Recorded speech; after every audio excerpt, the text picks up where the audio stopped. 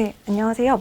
주택 보유자가 알아야 하는 세금에 대해서 설명드릴 박나리 세무사입니다. 오늘은 자금 조달 계획서를 작성하면서 발생할 수 있는 증여 이슈에 대해서 설명드리도록 하겠습니다. 먼저 자금 조달 계획서는요, 저희가 주택을 취득하면서 이 돈들이 어디서 났는지에 대해서 작성하는 서식이에요. 예를 들어서 내 돈이 들어갔다고 하면 금융기관 예금액은 얼마였는지, 증여나 상속을 받았다고 하면 증여 상속받은 금액은 얼마인지, 그리고 주택을 취득하면서 대출을 받았다고 하면 대출 금액은 얼마인지에 대해서 상세하게 작성하는 서식입니다. 그러면 이렇게 자금 조달 계획서는 어떤 분들이 제출을 해야 할까요? 개인 같은 경우에는 규제 지역 내에 있는 모든 주택을 취득을 할 때 작성을 하게끔 되어 있습니다.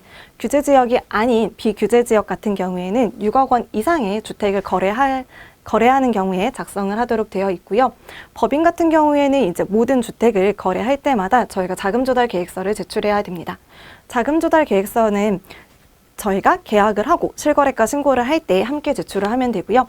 투기과열 지구 내에 있는 주택을 거래하게 될 때는 이 돈이 어디서 났는지 쓰고 그에 따른 증빙 자료까지 함께 제출을 해주셔야 합니다. 예를 들어서 예금잔액 증명서라든지 내가 증여를 받았다고 썼으면 그에 따른 증여세 신고서도 함께 제출을 해주셔야 합니다. 그리고 이제 우리가 여기다 이제 작성을 하는데 부모님으로부터 만약에 내가 돈을 받았다고 기재를 하면 부모님한테 돈을 받았으니까 그에 따른 증여세가 발생을 하겠지요. 부모님으로부터 자금을 증여받은 경우에 내가 돈을 무상으로 받아서 이익을 누리게 된 거니까 증여세를 납부를 해야 되고요. 이때 납부하는 증여세는 이렇게 계산을 합니다. 내가 이번에 받은 증여재산가액이 있고 최근 10년 동안에 받았던 돈이 있으면 이 모든 재산을 다 합쳐서 증여재산 과세가액을 계산하게 됩니다. 여기서 증여재산 공제를 차감을 하는데요. 성년 같은 경우에는 5천만 원까지 차감이 가능하고 미성년자 같은 경우에 2천만 원까지 차감이 가능합니다. 만약에 내가 작년에 아빠한테 3천만 원을 받았어요. 그리고 이번에 엄마한테 5천만 원을 받았다고 하면 8천만 원을 지금 증여를 받았잖아요. 그죠?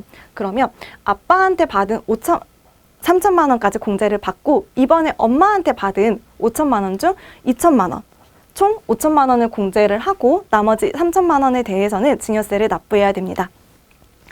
이렇게 나온 갖고 증여세 과세가액에서 증여재산 공제를 차감을 하고 나온 과세 표준에 세율을 곱해서 산출세액을 계산을 하게 되는데요. 만약에 내가 5억 원을 증여받았다고 하면 5억에서 20%를 곱한 1억 원에서 누진 공제액 1,000만 원을 차감을 한 9천만 원에 대해 증여세를 납부해야 됩니다.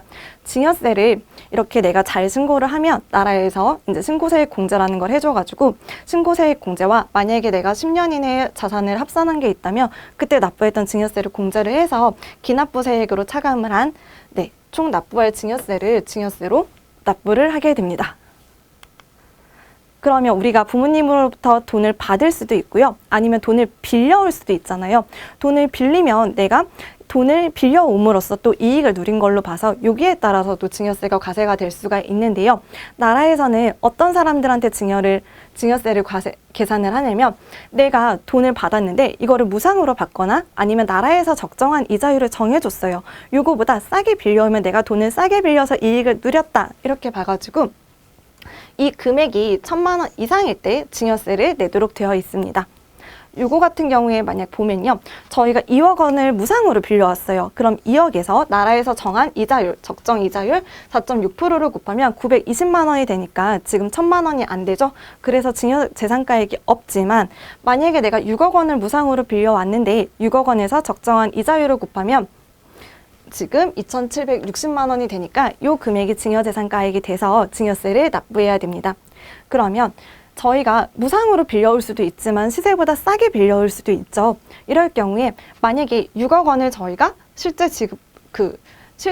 1.6%의 이자를 지급하게 된다면 이럴 때는 6억 원 곱하기 적정한 이자율에서 실제 지급한 이자율 1.6%, 그러니까 6억에서 적정 이자율 4.6%에서 실제 지급한 이자율 1.6%를 차감한 3%, 63 해가지고 1,800만 원에 대해서 증여세를 1,800만 원에 대해서 증여재산 가액으로 보게 됩니다. 그리고 만약에 내가 부모님으로부터 만약에 증여재산을 예전에 받은 게 없으면 증여재산 공제를 아직 안 썼으니까 이럴 경우에는 납부할 증여세가 없게 됩니다. 부모님으로부터 자금을 빌려받아서 내가 이 돈을 몇 년 동안 빌릴 수 있잖아요. 그럼 이럴 때는요, 저희가 증여재산 가액, 요걸 계산을 할 때는 1년이 지날 때마다 증여재산 가액을 계산을 하게끔 되어 있고요. 부모님으로부터 내가 자금을 빌렸다고 할 때는 나라에 내가 이걸 빌렸다는 걸 충분하게 소명을 해줘야 돼요. 그래서 차용증을 작성해 주시는 게 좋고요. 이렇게 빌려온 금액은 추후에 사후관리를 꼭 해주기 때문에 반드시 상환을 해주셔야 합니다. 차용증을 작성을 할 때는요, 채권자와 채무자의 인적사항, 이름, 주민등록번호, 그리고 대여 금액, 대여 기간, 이자 비용, 지급 시기 등 내가 이 돈을 빌려와서 언제까지 상환을 할 거고 이자는 어떻게 갚아 나갈 건지에 대한 상세한 내용을 기재해 주셔야 되고요.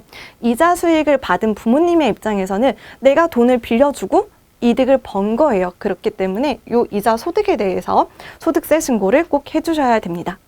오늘은 자금 조달 계획서를 작성을 하고 부모님으로부터 돈을 받거나 빌려왔을 때 발생하는 증여 이슈에 대해서 살펴보았습니다. 네, 감사합니다. 박나리 세무사입니다.